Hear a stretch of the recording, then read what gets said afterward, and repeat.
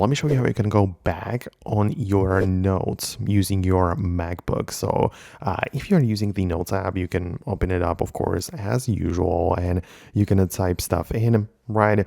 And if you want to go back, right, there are a few things you might mean. But first of all, if you write something in here and you want to come a step back, first of all, you can do it with the manual approach that you go to the top left corner. And as we have the notes open, you can go to the edit. And then the first option is undo typing. So you can click on it like this, and it literally removes and it deletes whatever I was working on before. So you can always just go back in here, go to edit, undo typing, and it just goes back, right? So that's how you can go back on the notes within your MacBook notes officially. But you can always go back to the edit mode and redo typing if you have undone it. So you can redo it like this.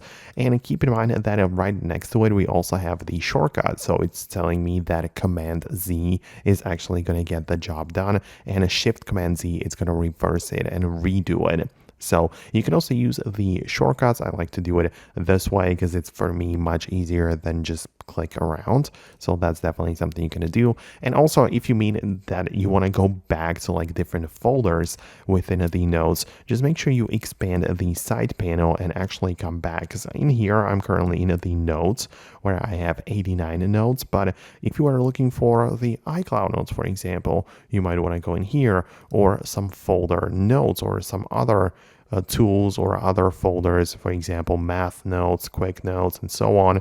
Those are separated differently. So that's it for me. Let me know what you think below. Subscribe for more, and I'll talk to you later in future uploads.